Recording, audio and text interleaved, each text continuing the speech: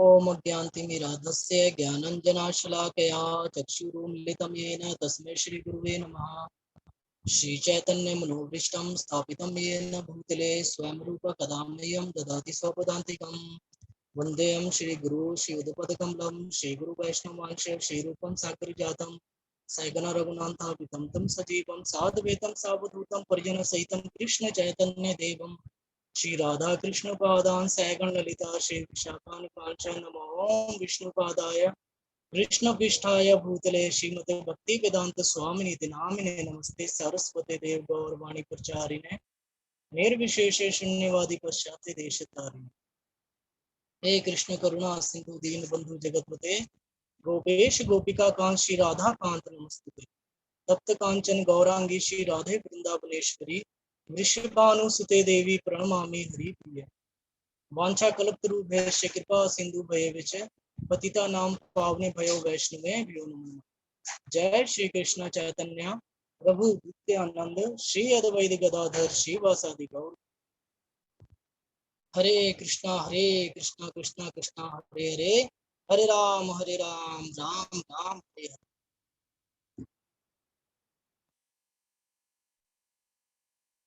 सभी भक्तों का स्वागत है।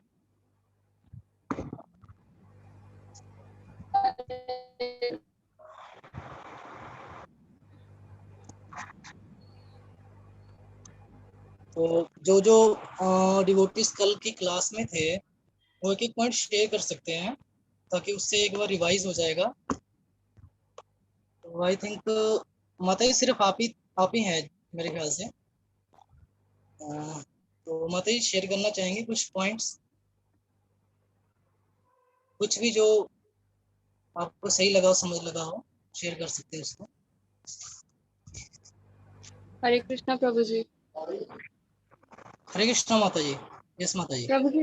प्रभु जी कल हमने ये पढ़ा था कि हम भगवान को निराकार नहीं मान सकते। जिसने इतनी बड़ी सृष्टि रचाई है उसके कोई निर्माता तो होंगे ही, और अगर उन्होंने हमें शरीर दिया है तो उनका स्वयं का भी शरीर होगा, और वह निराकार नहीं आकार वाले हैं। और ये कि हम ये भूल कर और ये है कि भगवान सृष्टि में जन्म इसलिए लेते हैं ताकि वो अपने भक्तों की रक्षा कर सकें और जो दुराचारी आसुरी लोग हैं उनका वध कर सकें। थैंक यू माता जी। हरे कृष्णा प्रभु जी। एक हरे पॉइंट और ऐड करना चाहूंगी प्रभु जी। इसमें ये है कि हम भगवान की जो बनाई हुई जो जो भगवान ने सोचा है हमारे लिए, हम उसे बदल नहीं सकते चाह कर भी। कुछ भी हम कर ले, जैसे कंस ने कितनी चीजें की है, पर जो भगवान ने रचा है वो होके रहेगा। वो उन्होंने जन्म लिया और इस तरह से इतनी सारी लीलाएं की। तो हमारा भ्रम है कि हम चीज़ों को बदल सकते हैं अपने हिसाब से, ऐसा नहीं है। हम जो सृष्टि है वो कृष्ण की कृपा से ही चलेगी और वो कोई नहीं बदल सकता, करता वही है। तो ये सीखा हमने। यस माता जी, बहुत अच्छा बताया आपने, थैंक यू। और कोई ट्राई करना चाहेगा?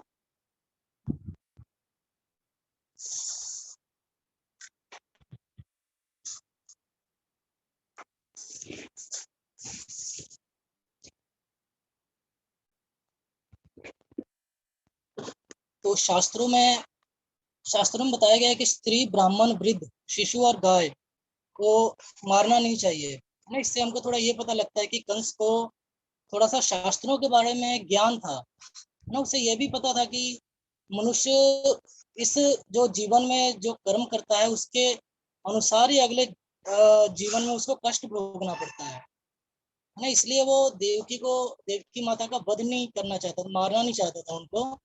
एक तो वो उनकी बहन थी और वो दूसरा वो गर्भवती भी थी, है ना। उसने ये भी विचार किया कि यदि वो देवकी को मार देगा तो उससे उसकी जो आयु है वो कम हो जाएगी, अपयश होगा उसका, लोग उसकी निंदा करेंगे, है ना। इस तरह वो सोचने इस तरह इतना सोचने के बाद उसने ये मतलब कंफर्म किया कि जो वो टाइम का इंतजार करेगा, समय का इंतजार करेगा कि जब होगा, मतलब जब बालक होगा तो उस तरह ही मार देगा जैसे पांचों को उसने पहले मारा था। इस तरह वो शत्रुता के भाव, है ना, जो शत्रु के भाव के भाव से वो भगवान को हर समय याद कर रहा था। मतलब एक तो भक्त होता है जो भगवान को याद करता है, और यहाँ पे जो कंस है वो शत्रु के भाव से भगवान को याद कर रहा था। तो यहाँ पे बहुत बड़ा डिफरेंस बताया गया है। यहाँ पे ये बताया गया है कि कंस भगवान को याद तो कर रहा था और वो तब भी दुखी था, है ना। इसके विपरीत भक्त है जो कि भगवान को याद करता है। उसमें एक उदाहरण मैं आपको बताना चाहता हूँ, शिला रूप गोस्वामी जी का। वो मंत्री के पद पे थे सरकार पे उस समय जब वो थे, तो उन्होंने भगवान की सेवा करने के लिए वृंदावन में वृक्ष के नीचे बैठ के सेवा करने के लिए उन्होंने अपना जो मंत्री का पद था वो त्याग दिया है। तो इस तरह देख सकते हैं कि जो एक भक्त है वो एक वृक्ष के नीचे बैठ कर भी अगर भगवान के बारे में सोचता है, उनका चिंतन करता है, तो वो सुखी रहता है। ये फर्क है भक्त और एक अभक्त में, जो भगवान को दोनों याद करें मगर दोनों में डिफरेंस है ना। उसके बाद देवता जो है वो स्तुति करते हैं भगवान की। तो इसमें एक पॉइंट बताया गया है कि जो भगवान के चरण कमल है वो नाव के समान है, जिसके सहारे हम जो अज्ञान का महासागर है उसको हम पार कर सकते हैं। तो यहाँ पे बताया गया है कि हमें जो महान भक्त हैं उनके द्वारा जो भी बताई गई है वो उनके लिए तो सही है ही है, उसके अलावा ये सभी के लिए सही है। मतलब हमें उनके पद चिन्हों को फॉलो करना चाहिए, जैसे वो बताते हैं उनका अनुसरण करना चाहिए। इससे हम भव सागर को पार कर सकते हैं। इसमें थोड़ा बताया गया था कि जो कुछ ऐसे भी लोग हैं जो मुक्ति प्राप्त करने के लिए भिन्न भिन्न विधियां अपनाते हैं, है ना। वो अपने आप को समझते हैं कि हम मुक्त हो गए हैं, किंतु वो एक समय आता है जब वो उससे नीचे गिर जाते हैं, क्योंकि जो उनका मन है वो भगवान कृष्ण के चरण कमलों के प्रति उनके मतलब श्रद्धा भाव नहीं है उनमें, भगवान के चरण कमलों के प्रति। तो इसलिए वो जितना भी मेहनत करते हैं वो एक तरह से वेस्ट है ना। तो उसके आगे आप स्टार्ट करते हैं पढ़ना।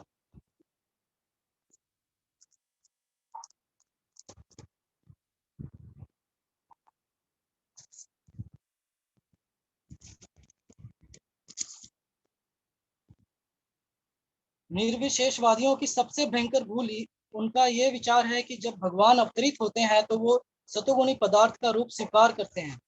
वस्तुतः कृष्ण या नारायण का रूप किसी भौतिक विचार के परे होता है। यहाँ तक कि महानतम मायावादी शंकराचार्य ने भी स्वीकार किया कि नारायणम परो व्यक्ता भौतिक भौतिक पदार्थ के अव्यक्त प्रकट्य से या द्रव्य के अप्रत्यक्ष संरक्षण से उत्पन्न होती है, और कृष्ण इस भौतिक बोध से परे हैं। इसे श्रीमद् भागवत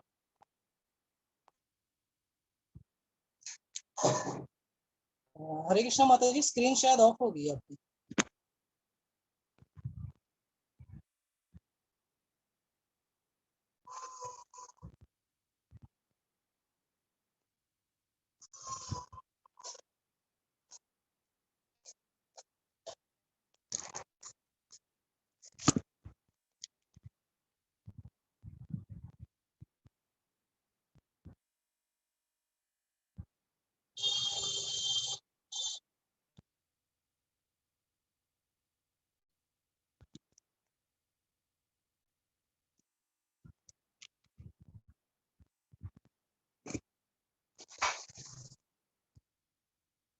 ठीक है माता जी।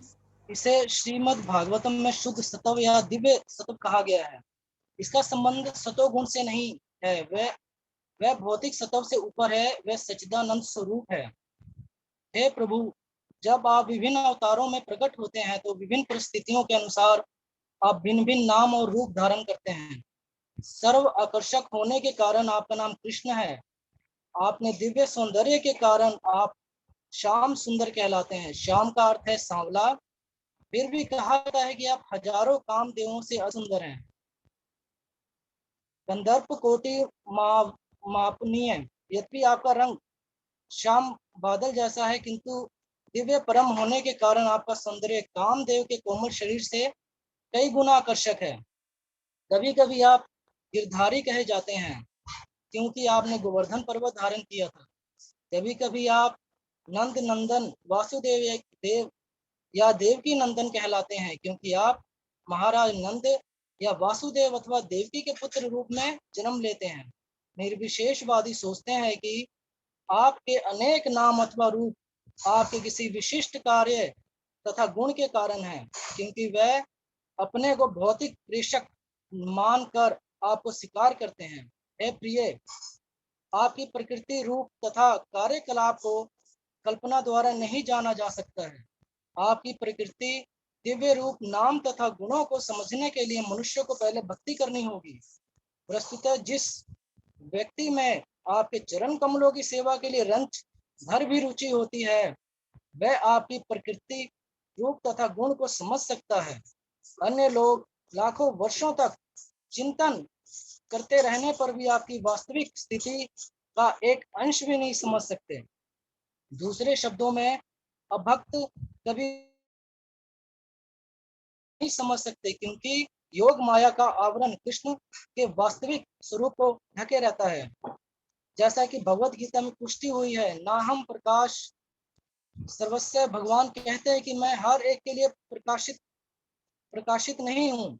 जब कृष्ण ने अवतार लिया तो विस्तृत कुरुक्षेत्र के युद्ध क्षेत्र में उपस्थित थे। सबों ने उन्हें देखा भी था, किंतु उनमें से हर एक व्यक्ति ये नहीं जान सका कि वे भगवान हैं। फिर भी उनकी उपस्थिति में मरने वाले प्रत्येक व्यक्ति को भव बंधन से पूर्ण मुक्ति मिली और वह वैकुंठ लोक को भेज दिया गया। हे भगवान, निर्विशेषवादी या भक्त यह नहीं समझ सकते कि आपका नाम आपके रूप से अभिन्न है, क्योंकि भगवान परम है। अतः उनके नाम तथा वास्तविक रूप में कोई अंतर नहीं है। भौतिक जगत में नाम तथा रूप में अंतर होता है। आम का फल आम के नाम से भिन्न होता है। कोई केवल आम की रट लगाकर आम का स्वाद नहीं पा सकता, किंतु भक्त जानता है कि भगवान के नाम तथा रूप में कोई अंतर नहीं। अतः वह हरे कृष्ण महामंत्र, हरे कृष्ण कृष्ण कृष्ण हरे हरे, हरे राम राम राम हरे हरे का कीर्तन करता है और अपने आप को सदैव कृष्ण की संगति में अनुभव करता है। जो व्यक्ति परमेश्वर के परम ज्ञान में बहुत स्थित नहीं है, उन्हें भगवान कृष्ण अपनी दिव्य लीलाएं दिखलाते हैं। वह केवल भगवान की इन लीलाओं का ही चिंतन कर सकते हैं और पूरा लाभ उठा सकते हैं, क्योंकि भगवान के दिव्य नाम तथा रूप में कोई अंतर नहीं है। अतः इनकी दिव्य लीलाओं तथा उनके रूप में कोई अंतर नहीं होता। जो अल्प ज्ञानी है तथा स्त्रियां या वर्णिक वर्ग, उनके लिए व्यास देव ने महाभारत की रचना की है। महाभारत में कृष्ण अपने विभिन्न कार्यकलापों के साथ विद्यमान है। महाभारत इतिहास है। अल्पज्ञानी लोग श्री कृष्ण की दिव्य लीलाओं के अध्ययन, श्रवण तथा स्मरण मात्र से क्रमश शुद्ध भक्त के पद को प्राप्त होते हैं। शुद्ध भक्त जो कृष्ण के दिव्य चरण कमलों के विचार में सदैव लीन रहते हैं और सदैव पूर्ण कृष्ण भावना अमृत में रहते हुए कृष्ण भक्ति में लगे रहते हैं, उन्हें कभी भी इस जगत में रहते हुए नहीं मानना चाहिए। श्रील रूपे गोस्वामी ने कहा कि जो लोग मनसा वाचा कर्मणा कृष्ण भक्ति में लगे रहते हैं, उन्हें इस शरीर में रहते हुए भी मुक्त हुआ मानना चाहिए। भगवत गीता में इसकी पुष्टि की गई है।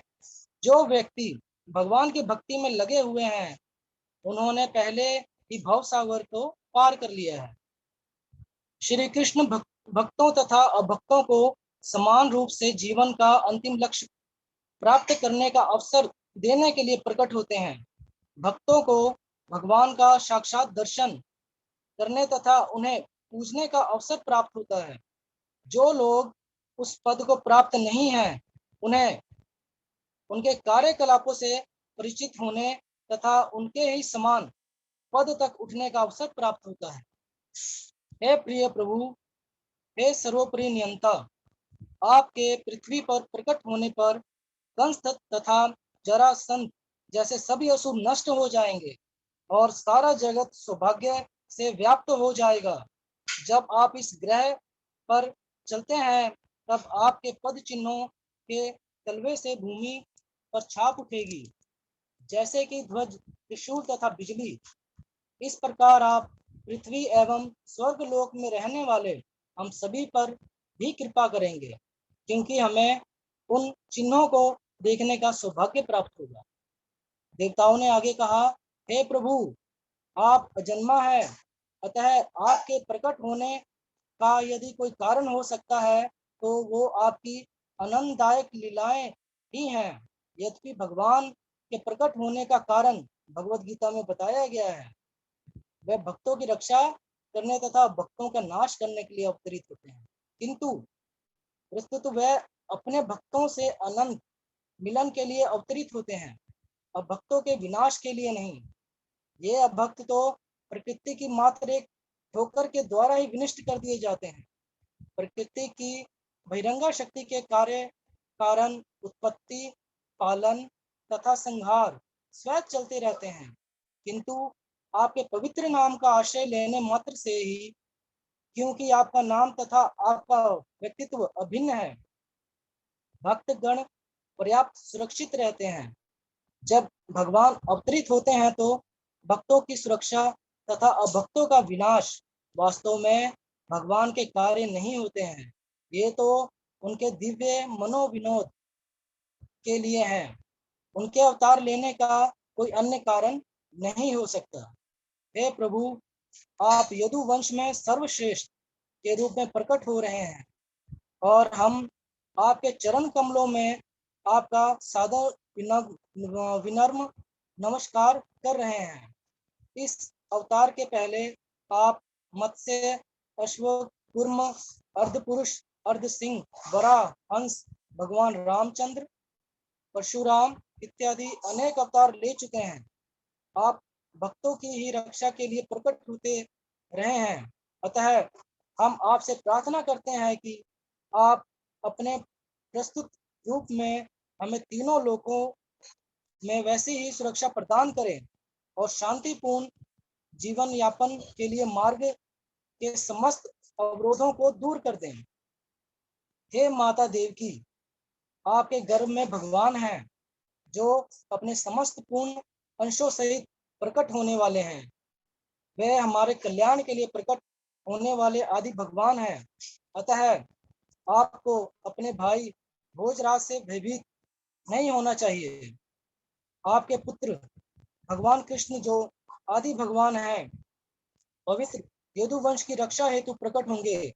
भगवान अकेले नहीं अवतार ले रहे हैं, वे अपने संपूर्ण अंश बलदेव के साथ होंगे।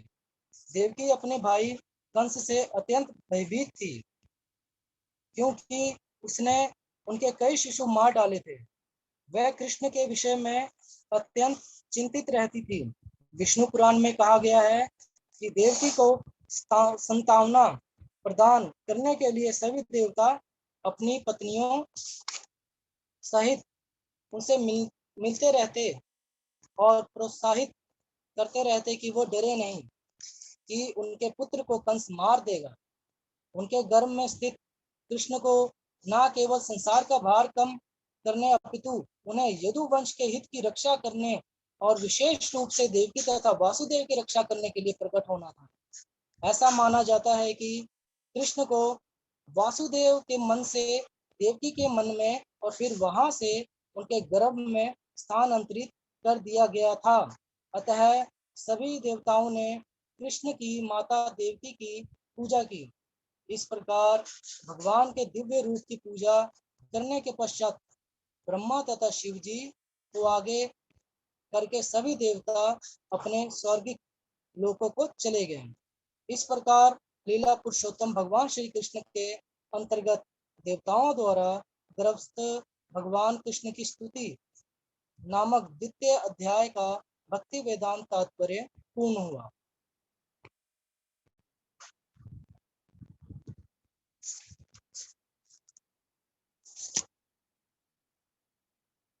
हरे कृष्णा। कोई भक्त पढ़ना चाहेगा आगे? तीसरा भगवान कृष्ण का जन्म। हरे कृष्ण। हरे कृष्ण। यस पूर्ति माता जी, आप पढ़िए। जी प्रभु जी। भगवान कृष्ण का जन्म। भगवत गीता में भगवान कहते हैं कि उनका प्राकट्य, जन्म तथा कार्यकलाप सभी दिव्य हैं और जो उन्हें ठीक से समझ पाते हैं वह तुरंत ही वैकुंठ जाने का भी भागी बन जाता है। भगवान का प्राकट्य या जन्म किसी सामान्य पुरुष का सा नहीं होता, जिससे विविध कर्मों के आधार पर भौतिक शरीर धारण करने के लिए बाध्य होना पड़ता है। भगवान के प्राकट्य की व्याख्या द्वितीय अध्याय में की गई है कि वह स्वेच्छा से प्रकट होते हैं। जब भगवान के अवतार लेने का समय निकट आ गया तो नक्षत्र अत्यंत शुभ हो गए। रोहिणी नक्षत्र भी, जो फलित ज्योतिष के अनुसार शुभ माना जाता है, प्रबल था। रोहिणी ब्रह्मा के प्रत्यक्ष संचालन के अंतर्गत माना जाता है। ज्योतिष के अनुसार नक्षत्रों की उपयुक्त स्थिति के अतिरिक्त विभिन्न ग्रहों के भिन्न भिन्न स्थितियों के कारण शुभ या अशुभ क्षण उपस्थित होते रहते हैं। कृष्ण के जन्म के समय यह सारे ग्रह स्वयं में इस तरह स्थित हो गए कि सब कुछ शुभ बन गया।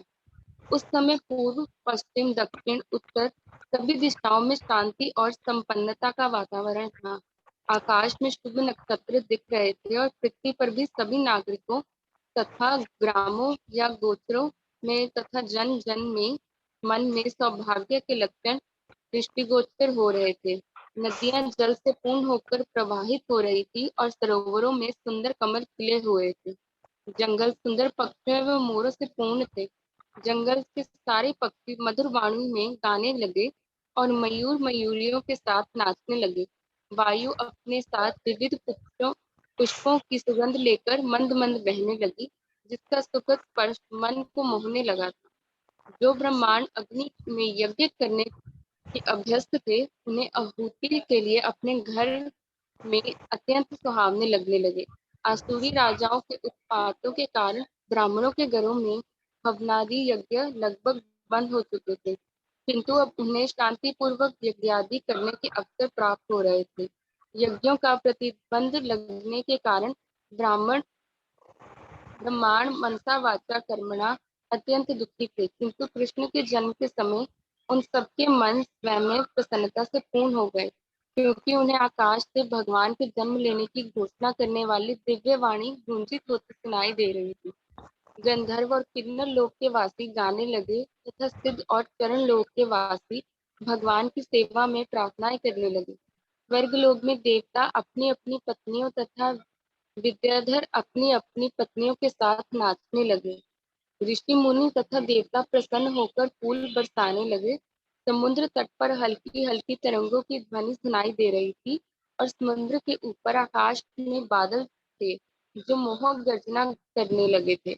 जब ऐसा संयोग उपस्थित हो गया तो घट घट वासी भगवान विष्णु अंधेरी रात में भगवान के रूप में देवकी के समक्ष प्रकट हुए, जो एक देवी जैसी लगती थी।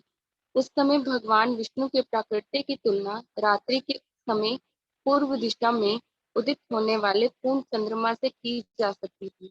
यहाँ पर आपत्ति उठाई जा सकती है कि भगवान कृष्ण अष्टमी के दिन उत्पन्न हुए, अतः उस दिन पूर्ण चंद्रमा उदय हो ही नहीं सकता।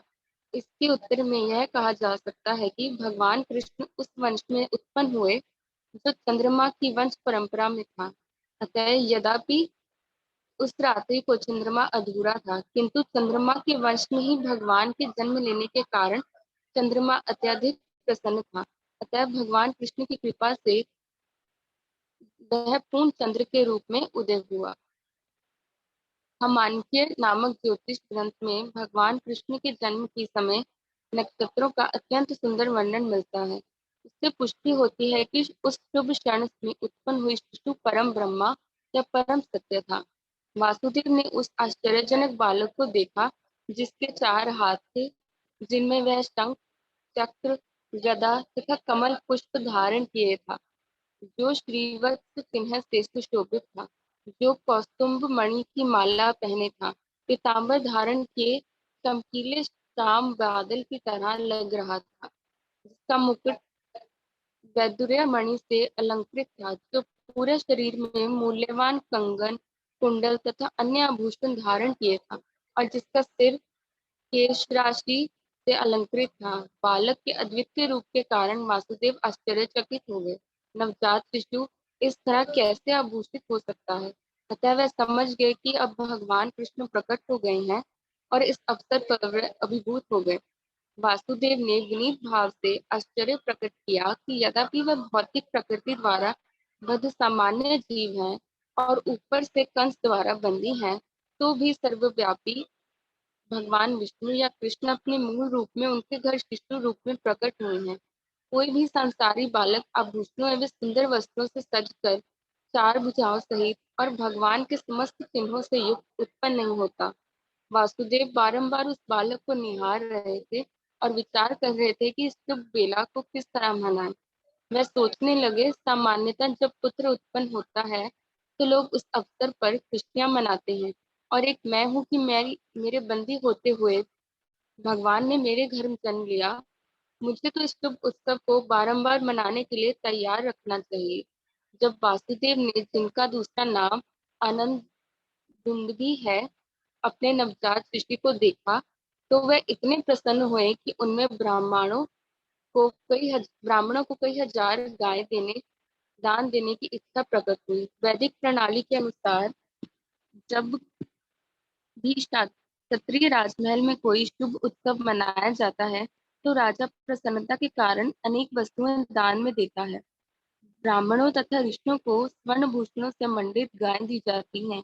वासुदेव कृष्ण के आविर्भाव के उपलक्ष्य में एक दानोत्सव मनाना चाह रहे थे, किंतु कंस के बंदी गृह में बंद होने के कारण ऐसा करना दुष्कर था। अतः उन्होंने मन ही मन ब्राह्मणों को हजारों गायें दान दी। जब वासुदेव को विश्वास हो गया कि नवजात शिशु साक्षात श्री भगवान है, तो वह दोनों हाथ जोड़कर उसकी स्तुति करने लगे। उस समय वासुदेव दिव्य स्थिति में थे, जिससे कंस से उत्पन्न उनका सारा भय जाता रहा। जिस कमरे में नवजात शिशु उत्पन्न हुआ था, वह उसके तेज से देदीप्यमान था। तब वासुदेव ने प्रार्थना करनी प्रारंभ की। हे भगवान, मैं जानता हूँ कि आप कौन हैं। आप समस्त जीवों के परमात्मा तथा परम सत्य श्री भगवान हैं। आप अपने ही शाश्वत रूप में प्रकट हुए हैं, जिसका हम प्रत्यक्ष अवलोकन कर रहे हैं। मैं जानता हूँ कि आप मुझे कंस के भय से मुक्त करने के लिए प्रकट हुए हैं। आप इस भौतिक जगत में संबंध नहीं है। आप वही पुरुष हैं जिनकी भौतिक प्रकृति पर चितवन मात्र से ही विश्व जगत उत्पन्न होता है। कोई यह तर्क कर सकता है कि अपने चितवन मात्र से समस्त विश्व जगत की उत्पत्ति करने वाला भगवान वासुदेव की पत्नी देवकी के गर्भ में नहीं आ सकता है।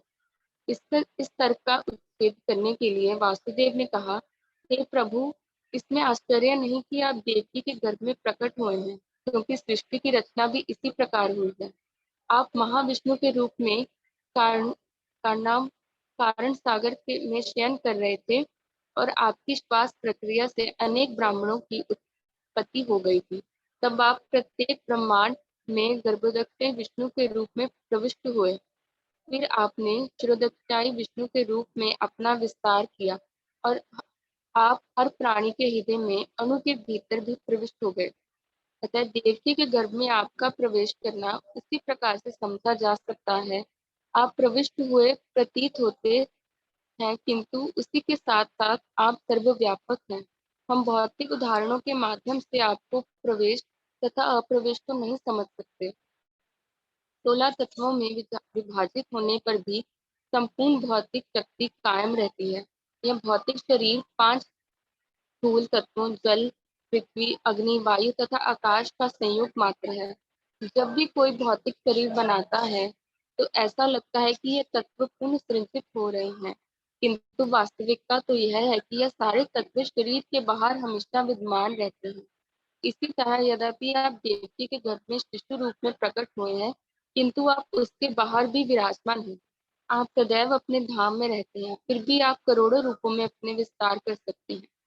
मनुष्य को बहुत ही बुद्धि के साथ आपके अवतार को समझना चाहिए, क्योंकि आपसे भौतिक शक्ति भी अद्भुत है। आप भौतिक शक्ति में के उसी प्रकार मूल स्रोत हैं, जिस तरह प्रकाश का स्रोत सूर्य है। सूर्य प्रकाश सूर्य मंडल को आच्छादित नहीं कर सकता। न आपसे अद्भुत होने के कारण भौतिक शक्ति आपको आच्छादित कर सकती है। आप भौतिक प्रकृति के 3 गुणों से परे रहते हैं। गुणों में रहते प्रतीत होते हैं, किंतु वास्तव में ये 3 गुण आपको आच्छादित नहीं कर सकते। इससे बड़े बड़े बुद्धिमान दार्शनिक जानते हैं। दूसरे शब्दों में, यद्यपि आप भौतिक शक्ति के भीतर प्रतीत होते हैं, किंतु आप उससे कभी आच्छादित नहीं होते। वेदों का कथन है कि परम ब्रह्म अपना तेज प्रकट करता है, जिसके फलस्वरूप प्रत्येक वस्तु प्रकाशित होती है। ब्रह्म संहिता से पता चलता है कि ब्रह्म ज्योति परमेश्वर के शरीर से उद्भूत होती है और इसी ब्रह्म ज्योति से सारी सृष्टि उत्पन्न होती है। भगवद गीता में यह भी कहा गया है कि भगवान ही ब्रह्म ज्योति के आधार स्वरूप है, अतः मूलत वह ही प्रत्येक वस्तु के आदि कारण है। किंतु अल्पज्ञ सोचते हैं कि जब भगवान इस भौतिक जगत में आते हैं तो वह भौतिक गुणों को ग्रहण कर लेते हैं। ऐसे निष्कर्ष बहुत प्रौढ़ नहीं है और केवल अल्पज्ञ द्वारा ही सृजित है। श्री भगवान प्रत्यक्ष तथा अप्रत्यक्ष के रूप में सर्वत्र विद्यमान है। वह सृष्टि के भीतर भी है और बाहर भी है। वह केवल इस सृष्टि में केवल गर्भदक्षा विष्णु के रूप में नहीं रहते, वह प्रत्येक परमाणु के भीतर भी है। परमाणु का अस्तित्व उनकी उपस्थिति के कारण ही है। उनसे कुछ भी विलग नहीं किया जा सकता। वैदिक सिद्धांत के अनुसार हमें परमात्मा अर्थात प्रत्येक वस्तु के मूल के कारण की खोज करनी चाहिए, क्योंकि परमात्मा से पृथक कुछ भी नहीं है। अतः भौतिक सृष्टि उनकी शक्ति का ही रूपांतर है। जड़ पदार्थ तथा जीवित शक्ति आत्मा भी उन्हीं से अद्भुत है। जो मूर्ख होगा वह इस निष्कर्ष पर पहुंचेगा कि जब परमेश्वर प्रकट होते हैं तो वह पदार्थ की परिस्थितियों को स्वीकार करते हैं। यदि प्रत्यक्ष रूप से वह भौतिक शरीर ग्रहण करने लगे तो भी वह भौतिक परिस्थितियों के अधीन नहीं रहते। अतः कृष्ण अवतरित हुए और उन्होंने भगवान के प्रकट तथा अप्रकट होने के समस्त दोषपूर्ण निष्कर्षों को ध्वस्त कर दिया। हे स्वामी, आपका अवतार स्थिति तरह तिरोधान सारे भौतिक गुणों के प्रभाव से परे है, क्योंकि आप प्रत्येक वस्तु के नियामक तथा परम ब्रह्म है। अतः आप में कुछ भी अल्पनीय या विरोध मूलक नहीं है। जैसा आपने कहा है, प्रकृति आपकी अध्यक्षता में उसी तरह कार्य करती है जिस तरह कोई सरकारी अधिकारी मुख्य कार्यकारी के आदेशों पर काम करता है। अधीनस्थ कार्यकलापों का आप पर कोई प्रभाव नहीं पड़ता, क्योंकि आप परम ब्रह्म तथा सारे नियम आप में अवस्थित हैं और प्रकृति के सारे कार्यकलाप आपके द्वारा ही संचालित होते हैं। अतः इनमें से कोई भी कार्यकलाप आप पर प्रभाव नहीं डालता। आप हरे कृष्ण माता जी। थैंक यू माता जी। आज यहीं तक करते हैं, बाकी नेक्स्ट कल स्टार्ट करेंगे आगे से पढ़ना। जी प्रभु, थैंक यू प्रभु।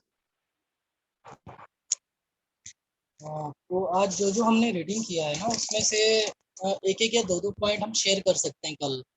इससे थोड़ा अच्छी तरह से समझ लगेगा हमको जो रीडिंग कर रहे हैं। तो इसीलिए आज मैंने स्टार्टिंग में जो डिवोटीज थे कल क्लास में, तो उनसे मैंने बोला था शेयर करने के लिए, तो कुछ डिवोटीज ने किया जो थे प्रेजेंट, और जो आज हैं वो कर सकते हैं कल को। जैसे कल क्लास होगी तो और रीडिंग में एक एक पॉइंट जो समझ लगेगा, जो भी ज़्यादा लंबा नहीं, चाहे छोटा सा भी पॉइंट हो, उसको शेयर कर सकते हैं। नहीं तो इससे एक बार रिवाइज भी हो जाएगा, उनको याद भी रहेगा कि हमने कल क्या पढ़ा और आगे फिर कंटिन्यू करेंगे। प्रभु जी, यस माता जी।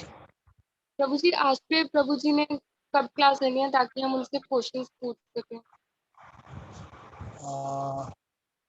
माता जी मैं पूछ के बताऊंगा मैं प्रभु जी से।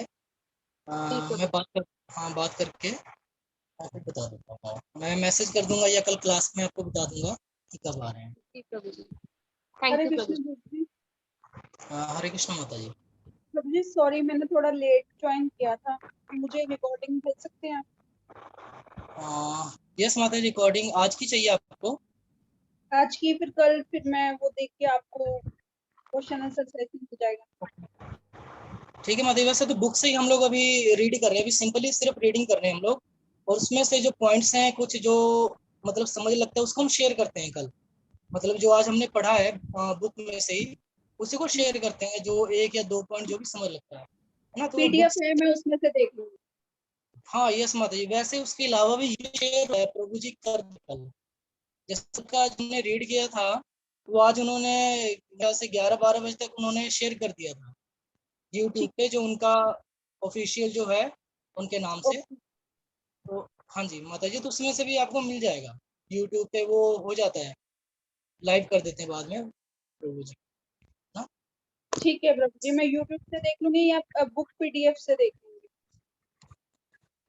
हाँ यस माता जी, बुक से आपको क्लियरली पता लग जाए। कई बार यूट्यूब से आवाज की अगर डिस्टरबेंस होगी तो उससे आप पढ़ सकते हैं, क्लियर हो जाएगा।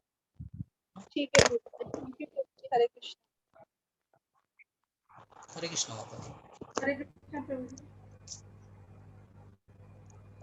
हरे कृष्ण माता जी। लीला पुरुषोत्तम भगवान श्री कृष्ण की जय। जगत गुरु शिला प्रभुपाद।